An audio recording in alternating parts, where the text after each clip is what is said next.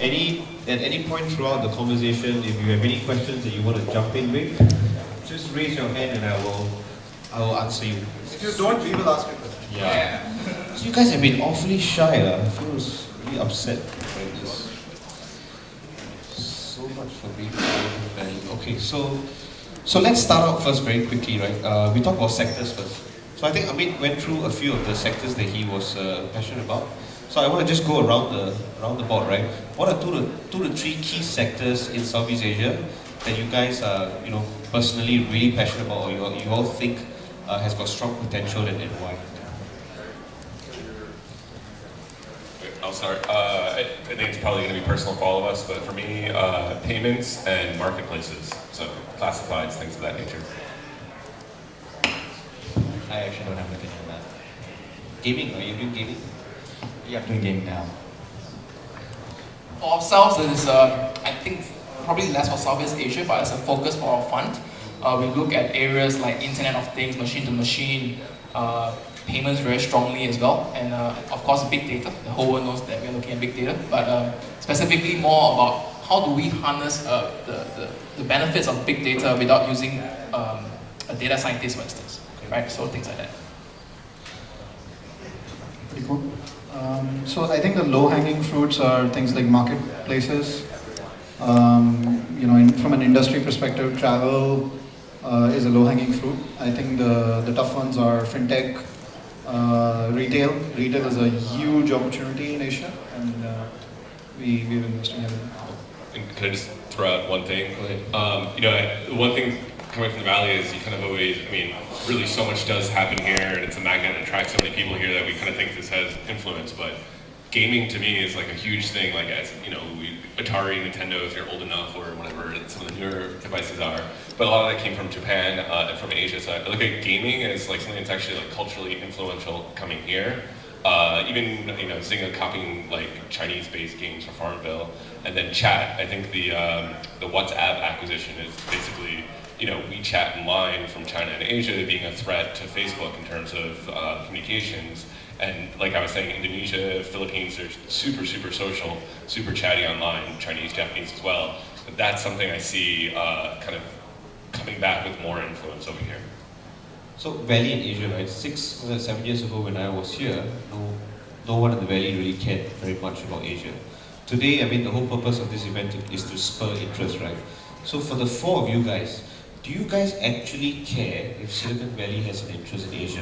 And when I say Silicon Valley, I'm saying investors and startups. So do you guys actually care? And yes or no? Yes, why, no, why? It's kind of ironic since we're here, No, right? that's the whole point. Yeah, that's the whole point. I will lead into it. No, I think at one level, Silicon Valley is leading the way worldwide in this tech revolution, and it's impossible not to care or care about what the Valley thinks about the rest of the world, because there's a lot that sort of permeates down from here. So I definitely do care about that bond between the Valley and Asia. But having said that, Jungle as a fund, we are contrarian to that viewpoint. We are totally focused on Asian startups, Pan-Asian problems.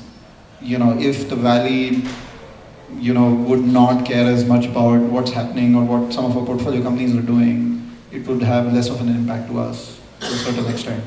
We're still sort of, companies like Crayon Data are still solving local problems.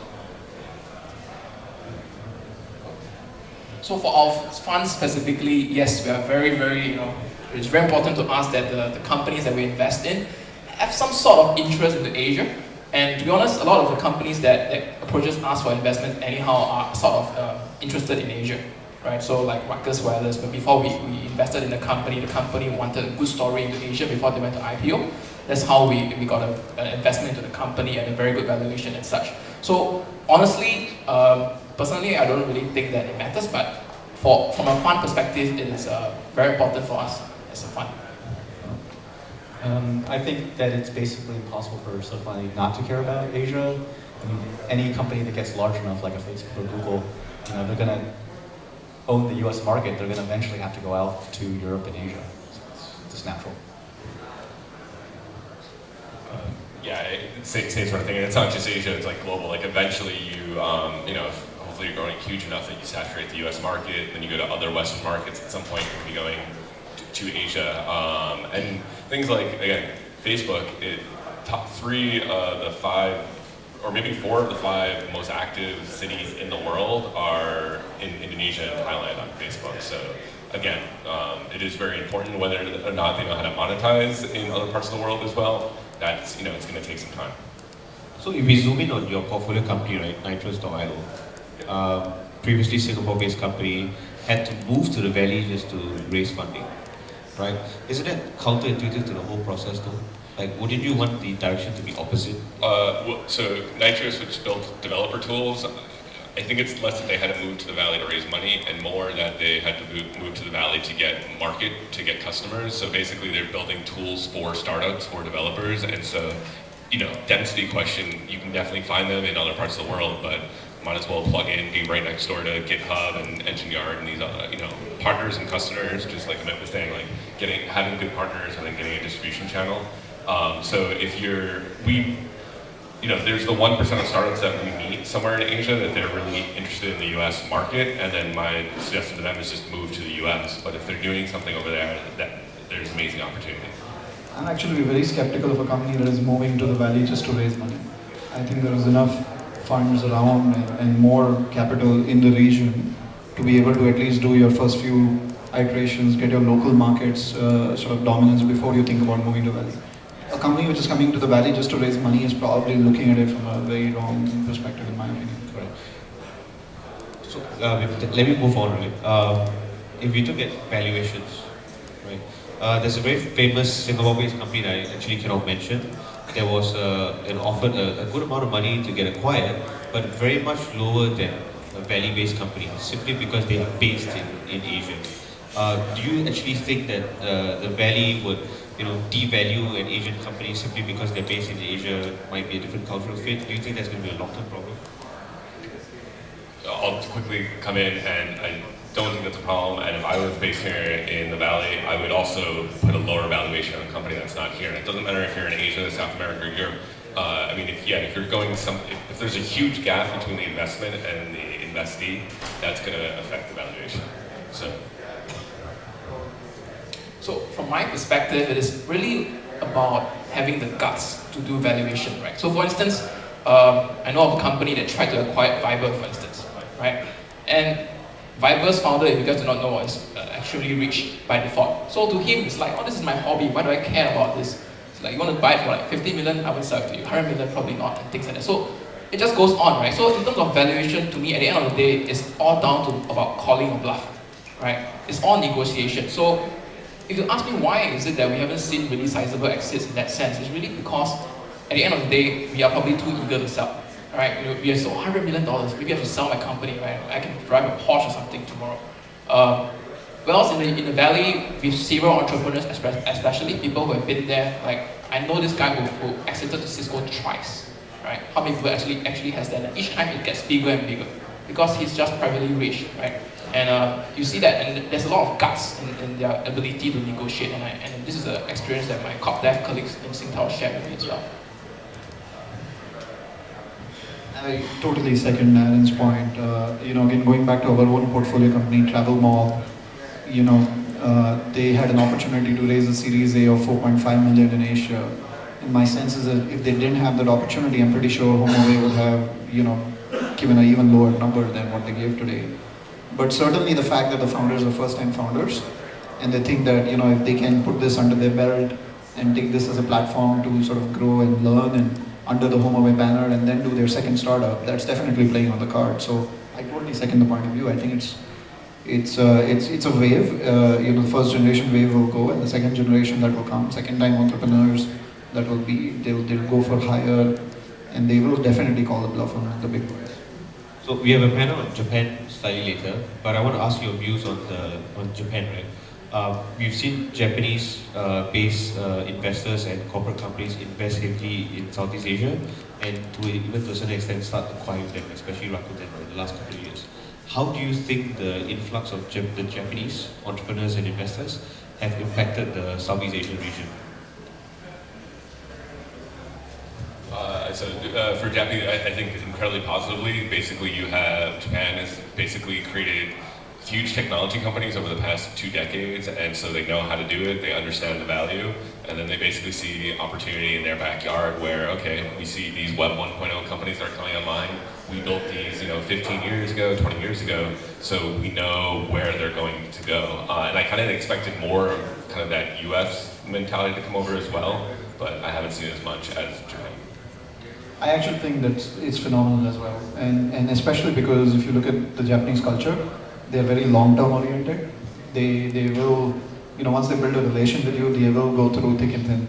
And I think we have a couple of portfolio companies where we've seen issues, and we are seeing the behavior of some of the Japanese investors as compared to some of the European investors. I'm trying to point fingers here, but it's remarkably different. These guys are extremely supportive of startups and early stage companies, so it's positive for sure. Question? Yeah, sure. So in order to have a sustainable tech ecosystem in Southeast Asia, you need to solve the fragmentation of the market so that companies can scale there. Otherwise, they'll just start there and then pivot to China or the US, right? Because those are the only viable markets. So how do we solve the fragmentation? So let me just repeat the question very quickly. Southeast Asia is very fragmented. So how can we solve that fragmentation problem? So I'll take a dig at this because we invest only in companies that build cross-regional products and services, right? So I'll try and attempt to answer this. I think it's a matter of laying the foundations first. I think what's happening is most of the companies that you see coming out today are trying to run before they can walk. And I think it's important to lay those payment platforms, those distribution platforms, those monetization platforms. As an ecosystem, as a startup community, we need to first lay those platforms before which we can see any company anywhere in Asia have the ability to scale very quickly across the region. So I think it's hard work right now, and there are companies that are doing that, and on the back of that, only good things can happen. But today, we need to lay those foundations. Otherwise, it's going to remain hard scaling across the region. Any more inputs to that? If not, I'll just take the next question. So on the Japanese point, I've done a couple startups in Japan and in the region, and I think I would kind of ask this, which is, don't you feel sometimes though, when you have the support, it is great to have the money, it's great to have the technical knowledge and know-how, but the challenge is sometimes that in dealing with, my experience in dealing with Japan is that people get very myopic in that this is the way we've done it before, and sometimes they become restrictive in terms of the way that they want to see things done, so that sometimes it can be a little challenging to be truly innovative, truly creative. At least that's some of the things I've seen, and I'm curious, are you seeing some of the startups struggling with that, or are you seeing a genuine change in the mentality?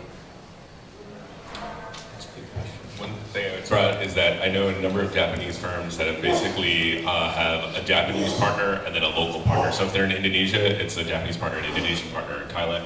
And I think it's basically to just address that they're, even as an American going somewhere, there's always going to be the cultural differences, approach. And so by partnering up with somebody local, blending that from either an investment or a startup side, I think is helping that. And so I think I've seen a number of firms that are forward thinking and basically say, how do we kind of also be a little local in terms of our approach? Don't mean to hog the mic, but some of the folks here, like I think IMJ Phoenix is here and Teru is here. I mean, these are next generation entrepreneurs. These are internet generation entrepreneurs. And to your